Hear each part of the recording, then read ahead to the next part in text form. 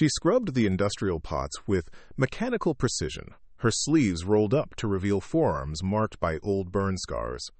The mess hall kitchen at Fort Braxton buzzed with the organized chaos of feeding 3,000 soldiers daily. Steam rose from massive vats while she worked quietly in the corner, peeling potatoes and cleaning dishes like any other kitchen worker.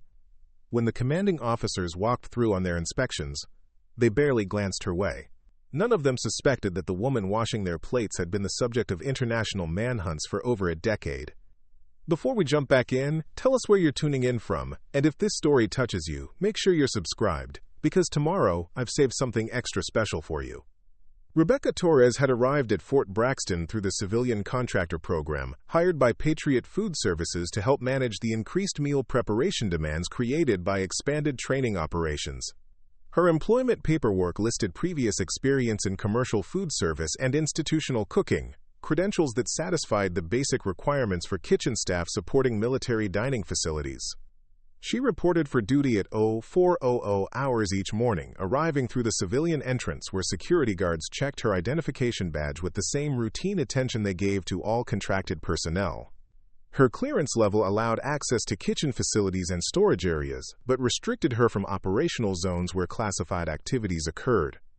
The kitchen supervisor, Staff Sergeant Michael Bradford, had initially been skeptical about civilian contractors working in military food service. His 15 years managing mess hall operations had taught him that discipline and efficiency required military training that civilian workers often lacked. Rebecca's quiet competence during her first week had gradually changed his assessment. She required no supervision for basic food preparation tasks. Her knife skills were exceptionally precise, allowing her to process vegetables faster than personnel who had been working kitchen duty for months. Her understanding of large-scale cooking procedures suggested experience with institutional food service that went beyond the commercial restaurant background listed in her employment records. Bradford assigned her to the least desirable shifts and duties, partly to test her commitment and partly because veteran kitchen staff received priority for more pleasant assignments. Rebecca accepted potato peeling, dishwashing, and equipment cleaning without complaint or requests for different responsibilities. The other kitchen workers initially viewed her with mild suspicion that civilian contractors often encountered when working alongside military personnel. Her quiet demeanor and focus on completing assigned tasks without seeking social interaction reinforced their perception that she was just another temporary employee earning a paycheck. Private Lisa Hammond, who had been assigned kitchen duty as punishment for arriving late to formation, made several attempts to engage Rebecca in conversation during shared shifts. Rebecca's responses were polite but minimal, offering no personal information about her background or reasons for seeking employment at a military installation. "Have you ever worked in Army kitchens before?" Hammond asked while they cleaned serving equipment after the evening meal. Rebecca shook her head without elaborating. Most civilians find military food service pretty demanding, different pace than restaurant work. Rebecca nodded acknowledgement but continued scrubbing without additional comment. The kitchen staff developed a routine that treated Rebecca as reliable but unremarkable labor. She handled the physically demanding tasks that others preferred to avoid, maintained consistent productivity throughout long shifts, and never created disruptions that would draw attention from supervisors. Corporal James Riley, who oversaw food storage and inventory management, noted that Rebecca seemed unusually knowledgeable about preservation techniques and nutritional requirements for feeding large groups under challenging conditions. Her suggestions for maximizing storage efficiency and reducing food waste reflected understanding that exceeded typical civilian food service experience. "She knows more about feeding troops than some career military cooks," Riley mentioned to Bradford during a routine inventory review. "Probably worked contract food service at other bases before transferring here." Bradford accepted this explanation without investigating Rebecca's previous employment history more thoroughly. The mess hall served breakfast, lunch, and dinner to soldiers from multiple units conducting training exercises that ranged from routine physical conditioning to specialized tactical operations. Kitchen staff maintained security awareness about not discussing operational details that might be mentioned during meal service, but civilian contractors were assumed to lack interest in military activities beyond their food service responsibilities. Rebecca worked efficiently around conversations between military personnel who discussed training schedules, equipment maintenance, and personnel assignments with the casual openness that characterized non-classified information sharing. She appeared to focus exclusively on food preparation tasks, while remaining professionally distant from military discussions occurring around her. During busy meal periods when kitchen staff struggled to maintain serving schedules for large groups arriving simultaneously, Rebecca's productivity increased substantially. She could prepare vegetables, operate cooking equipment, and manage multiple food preparation tasks with efficiency that impressed even experienced military cooks. Her ability to work under pressure without losing composure or making mistakes suggested training in high-stress environments that contradicted her apparent background in routine civilian food service. Bradford began assigning her to more complex cooking responsibilities that required judgment and experience beyond basic food preparation skills. The kitchen facility operated under standard security protocols that restricted access to personnel with appropriate clearances and required civilian contractors to undergo background screening before employment approval. Rebecca's security clearance had been processed through normal channels without triggering any concerns that would have prevented her hiring. She maintained the same professional demeanor with officers who occasionally visited the kitchen during facility inspections or meal quality assessments. Her respectful but minimal interaction with military personnel of all ranks reinforced their perception that she understood appropriate boundaries between civilian contractors and military authority. The work schedule required kitchen staff to arrive early for breakfast preparation and remain late for dinner cleanup, creating long days that tested the commitment of civilian employees who lacked military discipline and motivation. Rebecca's consistent attendance and performance despite demanding hours earned grudging respect from military personnel who had initially doubted civilian contractors' reliability. Her personal life remained completely private to coworkers who knew nothing about her living arrangements, family relationships, or activities outside work hours.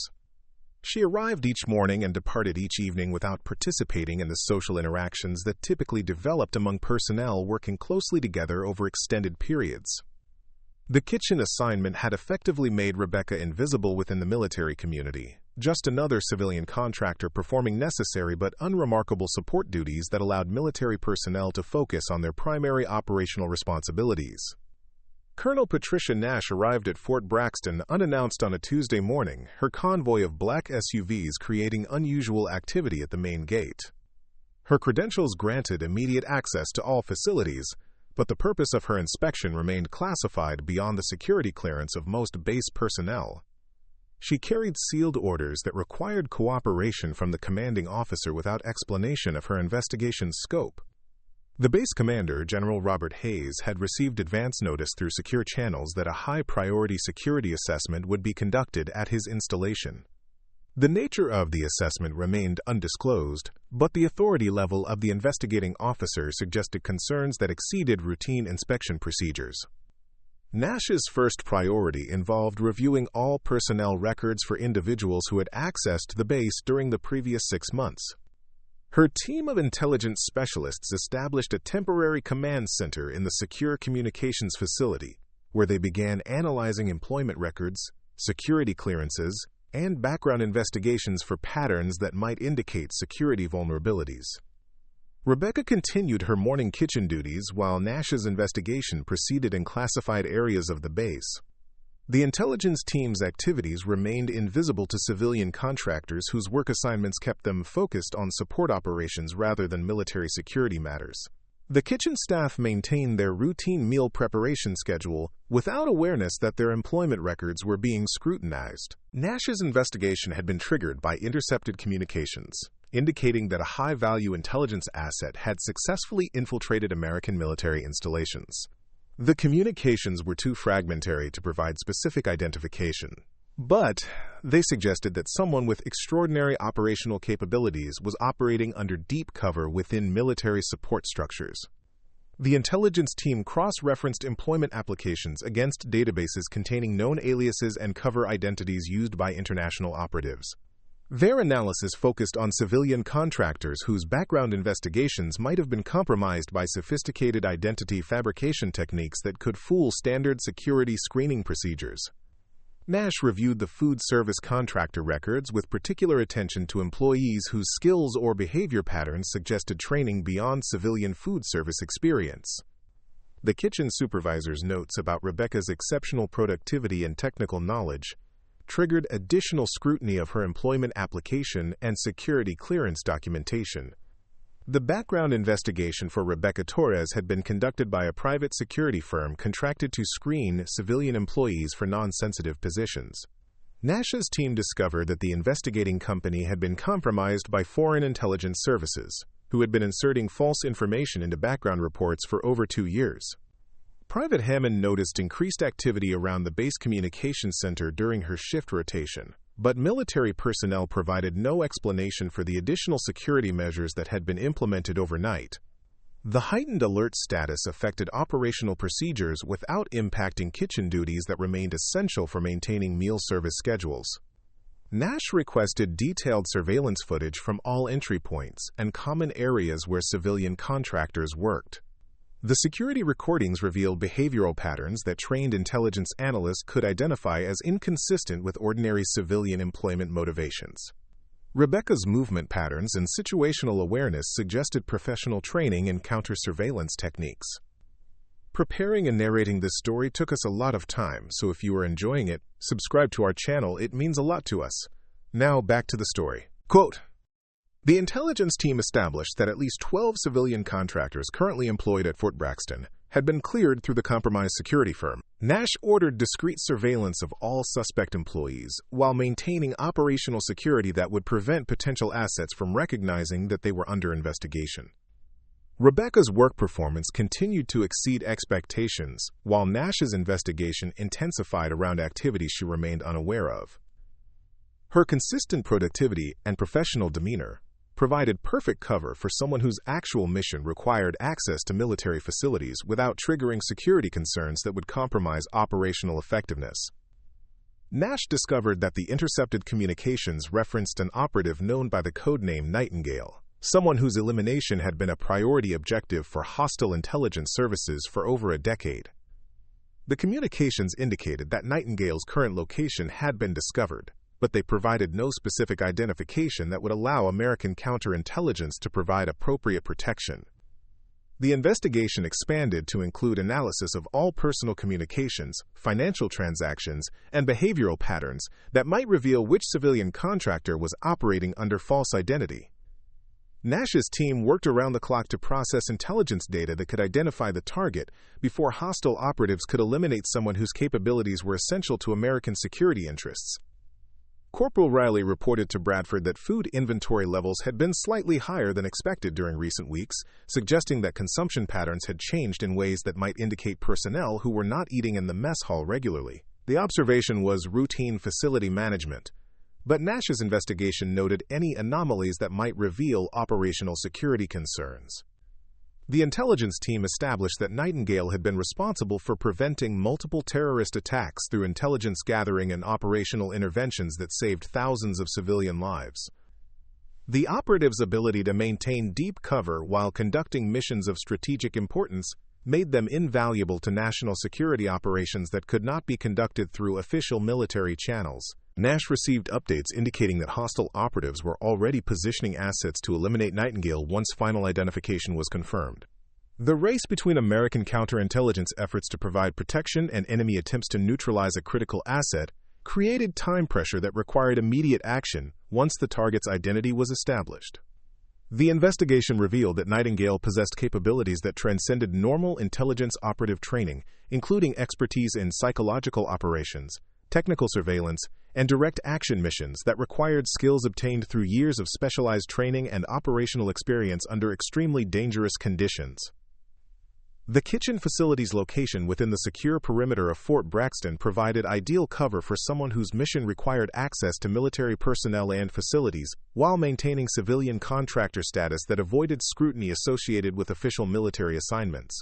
Nash began focusing her investigation on support staff, whose positions would allow comprehensive observation of base operations. The search for Nightingale had become a critical counterintelligence operation that would determine whether American security interests could protect an asset whose operational value exceeded the political costs of acknowledging their existence. The encrypted transmission arrived at Nash's temporary command center at 1,347 hours, carrying intelligence that would transform the entire investigation. The message contained photographic evidence obtained by hostile operatives who had successfully identified their target through facial recognition technology and years of patient surveillance. Nash opened the classified attachment with growing urgency, knowing that enemy confirmation meant immediate danger for whoever appeared in those images. Rebecca was preparing vegetables for the evening meal service when Nash's intelligence specialist, Captain Daniel Foster, burst into the secure communications room with obvious excitement. "Colonel, we've intercepted enemy confirmation of target identification. They've located Nightingale and are preparing for immediate elimination." Nash immediately activated the base-wide security alert that would lock down all facilities while they processed the intelligence. The enemy transmission included detailed surveillance photographs taken over several weeks, showing their target engaged in routine activities that had provided perfect cover for intelligence-gathering operations. Nash examined each image with growing recognition of the sophisticated tradecraft that had enabled someone to operate undetected within American military facilities for months. Foster pulled up the personnel database on his secure terminal, cross-referencing the surveillance photographs with employment records for all civilian contractors currently working at Fort Braxton. The facial recognition software began processing comparisons between enemy intelligence and official identification photographs contained in security clearance files maintained by base personnel offices. Nash studied the enemy surveillance images more carefully, noting technical details that revealed professional capabilities far beyond ordinary civilian employment requirements. The subject's situational awareness and movement patterns suggested training in counter-surveillance techniques that indicated extensive experience in covert operations under hostile conditions. The facial recognition system triggered an immediate match with stunning clarity that eliminated any possibility of mistaken identification. The software displayed side-by-side comparisons showing identical facial features, bone structure, and identifying characteristics that confirmed the enemy intelligence was accurate. Nash stared at her computer screen in complete disbelief at what the analysis revealed. "Foster, run the comparison again," Nash ordered, unable to accept the implications of what the facial recognition system was displaying. The database match showed Rebecca Torres, civilian food service contractor, as identical to the surveillance photographs contained in enemy intelligence about Nightingale's current location and operational activities. Foster executed the facial recognition analysis multiple times using different algorithms and comparison techniques, but every result confirmed the same impossible conclusion. The woman working kitchen duty at Fort Braxton was the same person that hostile intelligence services had identified as their highest priority elimination target. Nash immediately activated the emergency communication system that connected her directly to Strategic Command headquarters. The situation required immediate coordination with counterintelligence operations that exceeded her authority level. Someone whose legend had influenced international intelligence operations for over a decade was currently peeling potatoes in the base mess hall. The secure telephone rang twice before General William Carter answered at Strategic Command. Nash's voice carried barely controlled urgency as she reported the impossible discovery. "Sir, we've located Nightingale. She's been working civilian food service at Fort Braxton under the identity Rebecca Torres. Enemy operatives have confirmed her location and are preparing elimination operations." Carter's response reflected the shock that Nash was experiencing. Nightingale had been presumed dead for 3 years following a mission in Eastern Europe that had resulted in the destruction of her entire operational network. Intelligence services had concluded that she could not have survived the systematic elimination of everyone connected to her previous activities. Nash pulled up Rebecca's complete employment file while maintaining her secure communication with Strategic Command. The background investigation that had cleared her for civilian contractor employment showed sophisticated identity fabrication that had fooled security screening procedures designed to prevent exactly this type of infiltration. Foster activated the base surveillance system to locate Rebecca's current position within Fort Braxton. The security cameras showed her working in the kitchen facility, completely unaware that her identity had been compromised and that hostile operatives were already positioning assets for immediate elimination attempts. The intelligence analysis revealed that Rebecca's kitchen duty assignment had provided perfect operational cover for someone whose mission required access to military personnel and facilities without triggering security concerns. Her position allowed comprehensive observation of base activities while maintaining civilian contractor status that avoided scrutiny. Nash coordinated with base security to implement protective measures without alerting Rebecca to the compromised situation. The security response required careful balance between preventing enemy elimination attempts and avoiding actions that might cause her to disappear again if she recognized that her cover had been blown. Strategic Command confirmed that hostile operatives had already infiltrated the local area and were conducting final preparations for elimination operations that would occur within hours. The enemy intelligence included detailed information about Rebecca's daily routines and movement patterns that indicated extensive surveillance over several weeks. Foster established that the enemy operatives possessed tactical capabilities that exceeded normal assassination techniques. Their operational profile suggested Special Forces training and experience conducting elimination missions against targets with advanced counter-surveillance and personal protection skills. The realization that Nightingale had been hiding in plain sight as a kitchen worker represented either the most sophisticated deep cover operation in intelligence history or evidence that someone whose capabilities had influenced international security for over a decade had chosen complete withdrawal from operational activities. Nash faced an immediate decision about whether to approach Rebecca directly or maintain surveillance while coordinating protective measures through official channels. The choice would determine whether American counterintelligence could protect an asset whose value exceeded the political risks of acknowledging her existence. The enemy transmission included timeline information indicating that elimination operations would commence during the evening meal service, when kitchen activities would provide cover for hostile action within the mess hall facility. Nash had less than 4 hours to implement protective measures before the attack would begin. The discovery transformed Fort Braxton from a routine military installation into the center of an international intelligence operation that would determine whether America could protect someone whose operational history had prevented multiple catastrophic terrorist attacks and saved thousands of civilian lives. Foster began coordinating with base security to establish protective surveillance around the kitchen facility without creating obvious changes that might alert either Rebecca or enemy operatives to American awareness of the compromised situation. Nash realized that she was witnessing either the successful conclusion of the most extensive manhunt in intelligence history or the beginning of the most critical protection operation ever conducted on American soil. Nash entered the mess hall kitchen at 1630 hours, accompanied by Captain Foster and a discreet security detail that positioned themselves at strategic points throughout the facility. Rebecca was washing industrial cookware at the far sink, her back turned to the entrance as she maintained her routine cleaning duties. The moment had arrived to confront someone whose legend had shaped international intelligence operations for over a decade. Bradford looked up from his inventory clipboard as the high-ranking officers entered his kitchen domain. "Colonel, is there something specific you need to inspect? We're preparing for evening meal service and could accommodate a walkthrough after 1,800 hours." Nash's attention remained focused entirely on Rebecca, who continued working without acknowledging the unusual presence of senior military personnel. "Staff Sergeant Bradford, I need to speak with Rebecca Torres immediately," Nash announced with authority that eliminated any possibility of discussion or delay. The kitchen fell silent, as all personnel recognized that routine operations had been interrupted by something beyond normal military procedures. Rebecca's hands paused over the dishwater, but she did not turn around.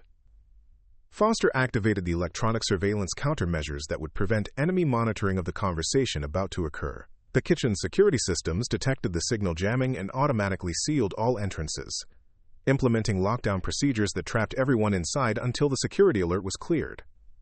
Rebecca finally turned from the sink, water still dripping from her hands as she faced Nash directly. Her expression showed no surprise at the confrontation, no confusion about why senior intelligence officers had come looking for her specifically. The calm acceptance in her eyes suggested that she had been expecting this moment for some time.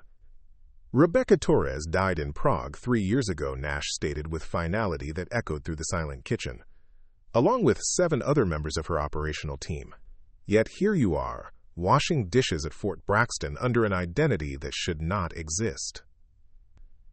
Rebecca dried her hands methodically on her apron without responding to accusations that should have shocked an innocent civilian contractor.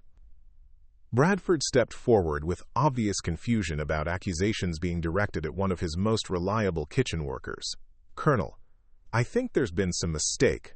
Rebecca's employment record shows commercial food service experience and proper security clearance for civilian contractor work. She's been exemplary personnel since her assignment here." Nash ignored Bradford's protest and continued addressing Rebecca with growing intensity. "The woman I'm looking at eliminated 3 terrorist cells, prevented the assassination of 2 ambassadors, and single-handedly dismantled a nuclear smuggling operation that would have cost thousands of lives. Yet, according to official records, she's been dead for 36 months. Rebecca's posture shifted subtly, revealing bearing that had been hidden beneath her civilian contractor appearance. The change was almost imperceptible, but trained observers could recognize the transition from kitchen worker to someone whose operational capabilities had influenced international security for years. Foster displayed his tablet showing the enemy surveillance photographs that had confirmed her identity. Hostile operatives have been watching you for weeks. They've identified you as Nightingale and are prepared to eliminate you during evening meal service. We have less than 90 minutes before they attack this facility. The revelation that enemy forces were targeting the kitchen created immediate panic among civilian personnel who had never imagined that their workplace could become the center of international intelligence operations. Hammond backed away from Rebecca with growing recognition that nothing about her quiet coworker had been what it appeared. Rebecca spoke for the first time since the confrontation began, her voice carrying authority that contradicted months of minimal interaction with military personnel. "How many operatives?" she asked Nash, immediately shifting from defensive to tactical analysis of the threat against American military personnel who would be caught in hostile action. Nash's response confirmed that Rebecca's operational instincts remained sharp despite 3 years of apparent civilian life. 6 confirmed assets with Special Forces training. They've established positions around the mess hall and are prepared to breach multiple entry points simultaneously. Standard elimination protocol for high-value targets. Rebecca moved away from the dishwashing station with fluid efficiency that revealed physical conditioning inconsistent with routine food service employment. Her assessment of the kitchen facility identified defensive positions and potential escape routes, with expertise that impressed even experienced military officers observing her tactical analysis. Bradford watched in stunned silence as his reliable kitchen worker transformed into someone whose situational awareness and strategic thinking exceeded anything he had encountered during 15 years of military service. The woman he had assigned to potato peeling was evaluating defensive capabilities with professional competence that suggested extensive combat experience. Foster established secure communication with the base tactical response team, while Rebecca coordinated positioning of civilian personnel in areas that would provide maximum protection during the anticipated assault. Her leadership during crisis management revealed command capabilities that had been completely hidden during months of kitchen duty. Nash recognized that confronting Rebecca had awakened operational capabilities that could not be suppressed once activated. The woman who had been washing dishes was reasserting tactical control over situations that threatened American military personnel and base security. Her protective instincts toward innocent personnel exceeded her desire to maintain civilian cover. The kitchen lockdown that had been implemented for security purposes now served as defensive preparation for hostile assault that would occur when enemy operatives discovered that their target was aware of the impending attack. Rebecca's transformation from kitchen worker to operational commander had created the tactical leadership necessary to protect everyone trapped in the facility. Hammond whispered to Riley with obvious shock at witnessing the complete reversal of everything they had believed about their quiet coworker. "She's been protecting us this whole time, hasn't she? That's why she took all the worst assignments. Why she knew so much about feeding troops under difficult conditions." Rebecca's tactical assessment concluded with recommendations for defensive positions that would minimize casualties among civilian personnel while providing optimal firing positions for military security forces. Her strategic planning revealed expertise in facility defense that could only have been obtained through extensive experience conducting operations under hostile conditions. Nash realized that revealing Rebecca's identity had triggered the return of capabilities that American intelligence had mourned as lost forever. Nightingale was operational again. Nash authorized the declassification of Rebecca's operational file as enemy forces positioned for final assault. The classified records revealed an intelligence career that had begun with Army Special Operations, before transitioning to joint task force missions that crossed all international boundaries. Her linguistic capabilities included fluency in 7 languages and dialects that provided crucial advantages during deep cover operations in hostile territories.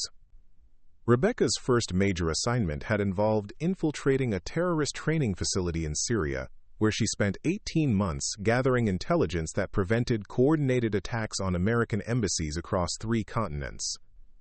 Her psychological profile noted exceptional adaptability to extreme stress and ability to maintain false identities under conditions that would compromise most trained operatives. The success of her Syrian mission led to selection for Operation Dark Mirror, a counterintelligence operation that required her to pose as a weapons dealer for over 2 years, while systematically dismantling international arms trafficking networks. She eliminated supply chains that had been providing military-grade equipment to terrorist organizations throughout the Middle East and Eastern Europe. Foster displayed classified mission reports showing Rebecca's role in preventing the nuclear material smuggling operation that Nash had referenced earlier. She had spent 14 months working as a logistics coordinator for the smuggling network, gathering evidence that allowed international law enforcement to seize weapons-grade uranium before it could be assembled into improvised nuclear devices. Her work disrupting nuclear smuggling earned recognition from the International Atomic Energy Agency an assignment to establish protocols for tracking weapons of mass destruction through criminal networks. Rebecca's analysis of trafficking patterns became the foundation for counter-proliferation strategies still used by intelligence agencies worldwide. The most classified section of her file detailed Operation Nightfall, the mission that had established her legendary reputation within the intelligence community. She had successfully penetrated a state-sponsored assassination program that was systematically eliminating Western intelligence operatives and diplomatic personnel across Europe and Asia. Working under deep cover as a cultural attaché, Rebecca spent 3 years mapping the assassination network while providing early warning that saved the lives of over 40 intelligence officers and diplomats who would have been killed without her intervention. Her intelligence gathering enabled coordinated strikes that eliminated the entire network in a single night. The aftermath of Operation Nightfall had made her the highest priority target for multiple hostile intelligence services who recognized that her capabilities represented an existential threat to their covert operations. She became the subject of international manhunts that forced her to operate with security measures that exceeded presidential protection protocols. Rebecca's psychological evaluations noted her ability to compartmentalize operational stress while maintaining emotional connections to the civilian populations she was protecting. Her motivation transcended career advancement or institutional loyalty, focusing instead on preventing innocent casualties through intelligence work that remained permanently classified. Her final official mission had involved investigating suspected penetration of American intelligence services by hostile operatives who were compromising ongoing operations and causing the deaths of friendly assets. The investigation revealed systematic betrayal at the highest levels of multiple agencies. Rebecca's evidence exposed 17 compromised officials whose cooperation with foreign intelligence services had resulted in operational failures that cost hundreds of lives over nearly a decade. Her investigation triggered the most extensive counterintelligence purge in American history, eliminating threats that had been operating undetected for years. The exposure of widespread penetration created political scandals that forced reorganization of intelligence oversight and security procedures.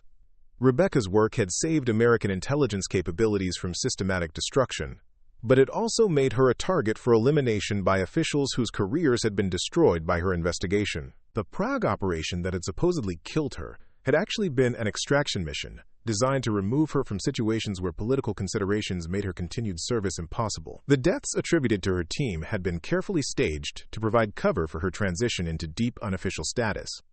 Strategic Command had concluded that Rebecca's knowledge of compromised operations and hostile intelligence networks made her too valuable to lose but too dangerous to acknowledge officially. Her disappearance into civilian life had been orchestrated to protect both her personal safety and the classified information she possessed about ongoing security vulnerabilities. The decision to allow her unofficial retirement had been controversial among intelligence officials, who argued that her capabilities were essential for national security operations that could not be conducted through normal military or diplomatic channels. Others maintained that her exposure to political retaliation made official service impossible. Her choice to work kitchen duty at Fort Braxton represented more than simple civilian employment. The position allowed her to observe current military procedures and maintain awareness of evolving threats while avoiding the operational responsibilities that had defined 3 decades of intelligence service. Rebecca's presence at the base had not been coincidental.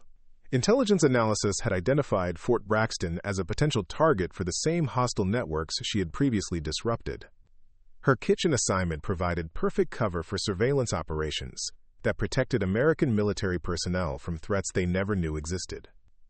The burn scars on her forearms that kitchen staff had attributed to cooking accidents were actually evidence of torture endured during a mission in Belarus, where she had been captured while gathering intelligence about weapons shipments to terrorist organizations. She had withstood interrogation techniques designed to break trained operatives while protecting information that would have compromised ongoing operations. Her exceptional knife skills that had impressed Bradford reflected combat training rather than culinary education. Her understanding of nutrition under extreme conditions came from experience maintaining operational effectiveness during extended missions in hostile environments where conventional food supplies were unavailable. The efficiency she displayed during high-stress kitchen operations paralleled capabilities developed through years of conducting intelligence missions under conditions where split-second decisions determined mission success or failure. Her ability to remain calm under pressure had been refined through experiences that tested the limits of human endurance. Rebecca's choice to accept the most undesirable kitchen assignments reflected operational security practices rather than submissive behavior. Her willingness to remain invisible demonstrated discipline that had enabled her to operate undetected in situations where exposure meant certain death.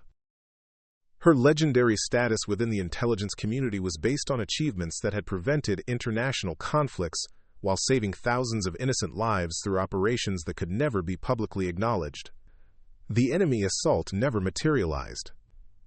Rebecca's tactical coordination with base security had transformed the mess hall into a defensive position so formidable that hostile operatives abandoned their elimination attempt after reconnaissance revealed the impossibility of successful infiltration.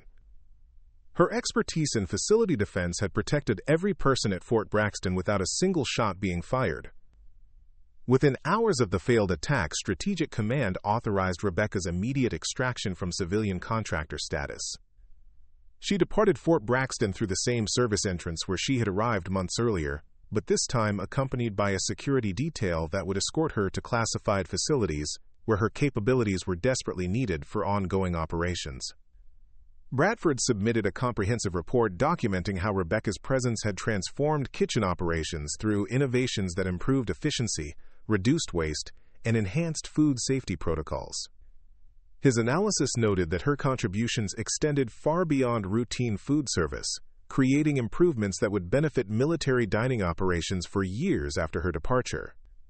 The kitchen staff who had worked alongside Rebecca struggled to process the revelation that their quiet co-worker had been protecting them from threats they never suspected.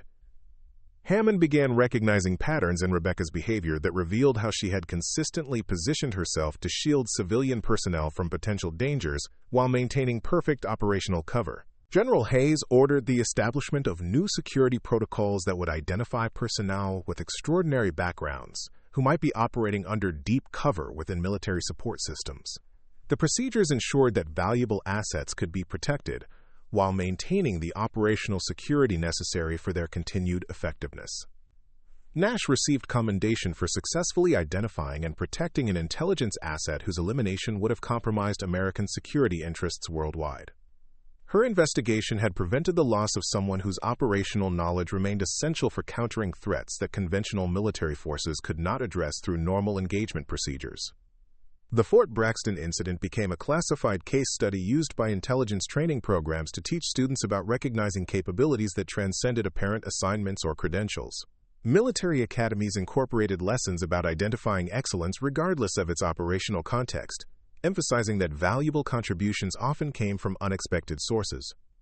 Foster was promoted to major and assigned to lead a new counterintelligence unit dedicated to protecting deep cover operatives whose security had been compromised by hostile intelligence services. His experience working with Rebecca provided crucial insights for developing protection protocols that balanced operational effectiveness with personal safety requirements. The mess hall kitchen was redesigned according to security specifications that Rebecca had recommended during her brief tactical assessment.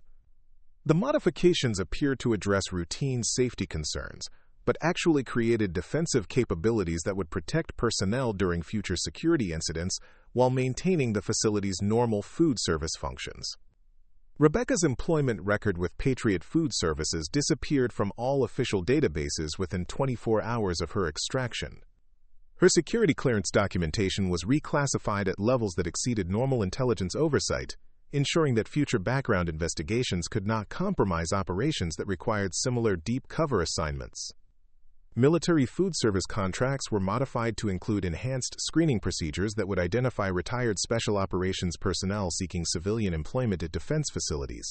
The new protocols created opportunities for experienced operatives to contribute their expertise while maintaining the anonymity necessary for personal security and operational effectiveness. The base personnel who had witnessed Rebecca's transformation maintained absolute official silence about the incident, but her example influenced their approach to evaluating civilian contractors and support staff. They learned to recognize that valuable capabilities often operated without seeking recognition or demanding institutional acknowledgement. 3 months after Rebecca's departure, international news services reported the systematic elimination of terrorist networks across Eastern Europe and Central Asia. Intelligence analysts recognized operational patterns that suggested the involvement of someone whose capabilities had been considered lost to American security interests for years. The success of operations that officially did not exist provided confirmation that Rebecca had resumed activities that protected civilian populations from threats they would never know about. Her return to operational status had restored capabilities that were essential for preventing conflicts that could escalate into larger international crises. Veterans organizations began using Rebecca's story as inspiration for retired military personnel to find ways of continuing their service to national security, even if their contributions remained invisible to public recognition. Her example demonstrated that meaningful service transcended official status or institutional acknowledgement. Defense contractors developed new recruitment strategies for attracting retired special operations personnel to positions that utilize their expertise while respecting their desire for reduced visibility and operational flexibility. Rebecca's path from legendary operative to kitchen worker to reactivated asset became a model for managing exceptional talent.